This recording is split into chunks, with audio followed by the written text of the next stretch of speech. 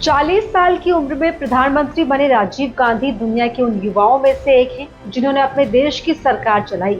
पर एक समय ऐसा भी था जब राजीव गांधी जरा भी राजनीति में दिलचस्पी नहीं रखते थे।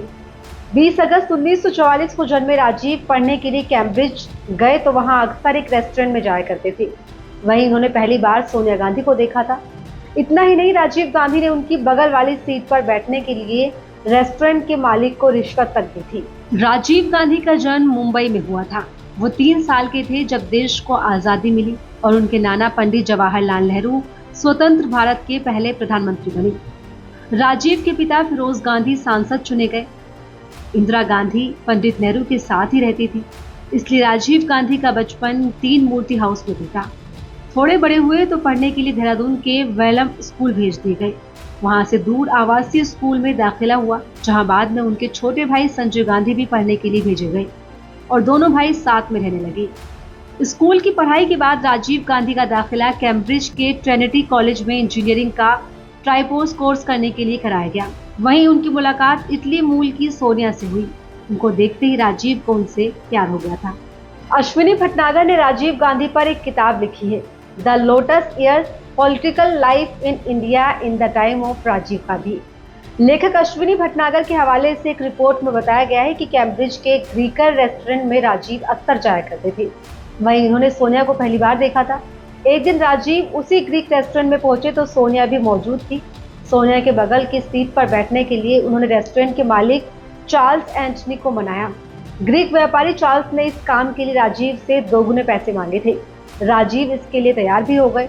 बाद में राजीव गांधी पर सिमी ग्रेवल ने एक डॉक्यूमेंट्री बनाई थी। इनमें उन्होंने कहा था कि मैंने इतने ज्यादा प्यार में पागल किसी को नहीं देखा। कैम्ब्रिज में पढ़ाई के दौरान राजीव गांधी अपना खर्चा खुद निकालते थे और इसके लिए आइसक्रीम तक बेचा करते थे। तब वो सोनिया से मिलने साइकिल पर जाते थे। वैसे कैम्ब्रिज में राजीव के पास एक पुरानी फोक्सवैगन कार भी थी, जिसके पेट्रोल का खर्चा उनके सभी दोस्त मिलकर उठाते थे।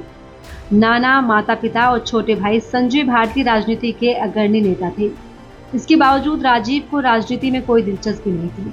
वो विज्ञान और इंजीनियरिंग की किताबें पढ़ते थे और संगीत के साथ उनको फोटोग्राफी और रेडियो सुनने का शौक था।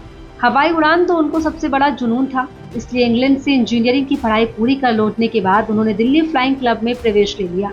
फिर कमर्शियल पायलट का लाइसेंस हासिल किया और इंडियन एयरलाइंस में पायलट बन गए।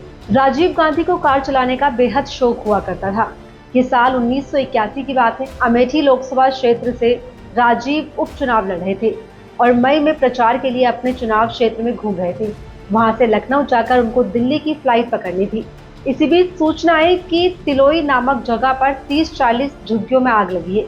तिलोई राजीव से 20 किलोमीटर दूरी पर था। राजीव ने लखनऊ के बजाय अपनी कार तिलोई की तरफ मोड़ दी और मौके पर पहुंचकर पीड़ितों को सांत्वना दी। और इसी बीच उनके साथ संजय सिंह कान में उनके फुसफुसाए कि उड़ान छूट जाएगी, लेकिन राजीव गांधी ने इस पर ध्यान नहीं दिया।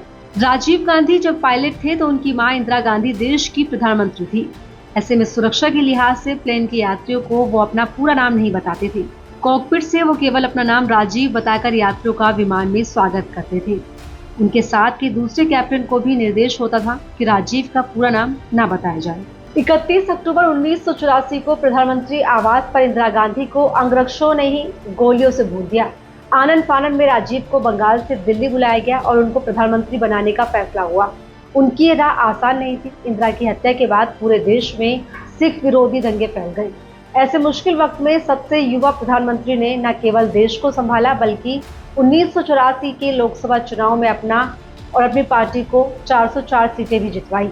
राजीव गांधी 1984 से 2 दिसंबर 1989 तक प्रधानमंत्री पद पर रहे थे, लेकिन 21 मई 1991 का वो काला दिन जब राजीव गांधी प्रचार के लिए तमिलनाडु के एक इलाके में गए, जहां एक महिला हमलावर ने पैर छूने के बहाने राजीव गांधी के पास आकर खुद को बम से उड़ा लिया। इसमें राजीव गांधी समेत कई लोगों का निधन हो गया था। फिलहाल इस वीडियो में इतना ही। आपको ये वीडियो पसंद आया तो इस वीडियो को लाइक करें, शेयर करें और हमारे चैनल भारत लोक को सब्सक्राइब भी जरूर कर लें। ऐसे ही तमाम वीडियोस के लिए बने रहिए मेरे साथ। नमस्कार।